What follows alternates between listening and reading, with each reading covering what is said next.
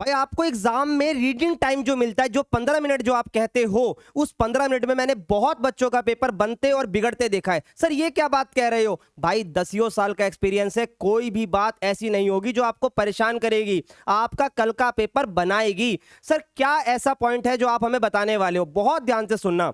भाई देखो, जब आपको पहले 15 मिनट मिलता है तो मैक्सिमम बच्चा क्या करता है, वो पूरा पेपर पलट लेता है और देख लेता है कि कौन कौन से क्वेश्चन आए हैं। तो भाई ये गलती मत करना।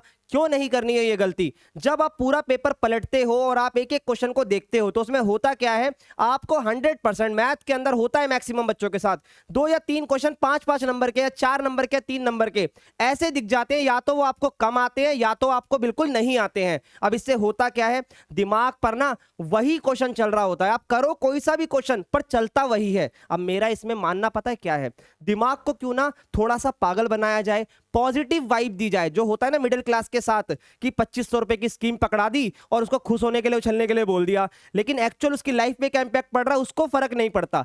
उसी तरीके से आपके साथ भी वही करना है। दिमाग के साथ क्या करना है वो आपको समझना। बहुत प्रैक्टिकल बात बता रहा हूं। आपके एग्जाम में 20 एमसीक्यू क्वेश्चंस आते हैं। अब इस 20 एमसीक्यू क्वेश्चंस में से 2 हटा दो, असर्शन और रीजन वाले, बचे 18 क्वेश्चन। मैं फिर भी कह रहा हूं 10 बहुत टफ आ गए मान लो, वो भी हटा दो। पर ये गारंटी है, सीबीएसई की गाइडलाइन है, 6 से 7 एमसीक्यू इजी आएंगे।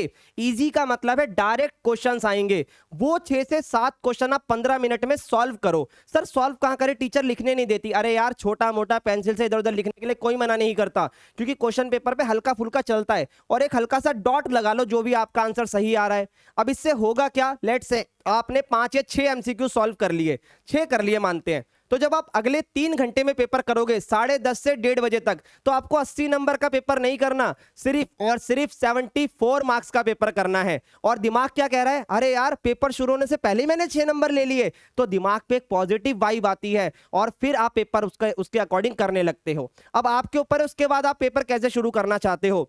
अब बच्चा बोलता है सर वो जो 2 क्वेश्चन मुझे नहीं आते थे वो तो मेरे को बाद में भी आ जाए, बाद में भी आएंगे तब भी नहीं आएंगे। भाई मेरी बात सुनो, जब चीजें अच्छे रास्ते से चलती है ना, मैं आपको एक बात बताता हूं। लेट से आपका मूड अच्छा है तो सामने वाले से आप रोड पे चलते चलते टकरा गए तो आप सॉरी बोल के निकल जाते हो। वहीं अगर आपका मूड खराब है तो शायद आप लड़ने के लिए लग जाते हो। तो इसीलिए अब आप पॉजिटिव वाइब के साथ अगर आगे बढ़ोगे तो भाई वो क्वेश्चन भी आपको थोड़ा बहुत आता है। एक लड़की मेरे पास आती थी जिसके 100 में से 100 नंबर आए थे। उसने मुझे आकर बताया था सर आपकी टिप काम कर गई। वो टिप क्या थी, उसने बोला सर मुझे ना क्वेश्चन आ नहीं रहा था, हालांकि मैंने पढ़ा था पर मेरे दिमाग में याद नहीं आ रहा था कि इसमें है क्या, तो मैं आगे चली गई। तो जो हमारा सबकॉन्शियस माइंड होता है ना, वो सोच रहा होता है उस क्वेश्चन के बारे में, पर हमें पता नहीं होता, पर वो सोच रहा होता है। अब साइंस नहीं पढ़ा रहा हूं कि दिमाग के हिस्से गिनाने लगूंगा। तो वो जब दिमाग में सोच रहा होता है ना, तो आप आगे बढ़ते जाते हो, आगे बढ़ते जाते हो और एकदम से वो क्लिक होता है, उस क्वेश्चन में ये गलती हो रही थी अब जाके कर देता हूं, और उसी समय उस गलती को आप नहीं पहचान पाओगे, ये मेरी गारंटी, याद रखना। पर आगे बढ़ते जाओगे तो उस गलती को आप पहचान जाओगे। इस तरीके से अपने रीडिंग टाइम को यूज करना, उस एमसीक्यू को ऐसे प्ले करना। और मैं तो बोल रहा हूं 1 से लेकर 5 मत करना, 1 से 20 में से लेकर उन 5 को ढूंढ कर करना जो बहुत ज्यादा आसान क्वेश्चंस हैं। ठीक है भाई।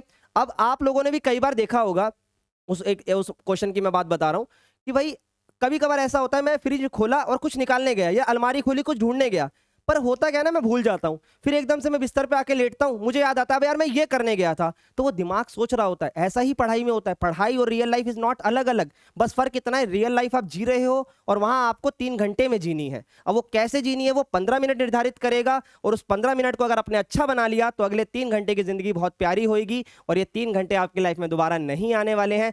12वीं क्लास है, ऑलमोस्ट स्कूल यानी बोर्ड एग्जाम आखिरी होने वाला है। इसके बाद तो चीजें हंसी माहौल में चलती हैं, चलती सब है पर हंसी माहौल में चलती हैं। तो मैं चाहूंगा इस मैथ्स के आखिरी 12वीं तक के पेपर को यानी एकेडमिक लाइफ के बहुत अच्छा और बेहतर बनाओ। आई होप ये वीडियो आपके काम आई होगी। मिलते हैं आगे अदर तैयारी के अंदर। आज के लिए इतना ही, bye bye and take care guys.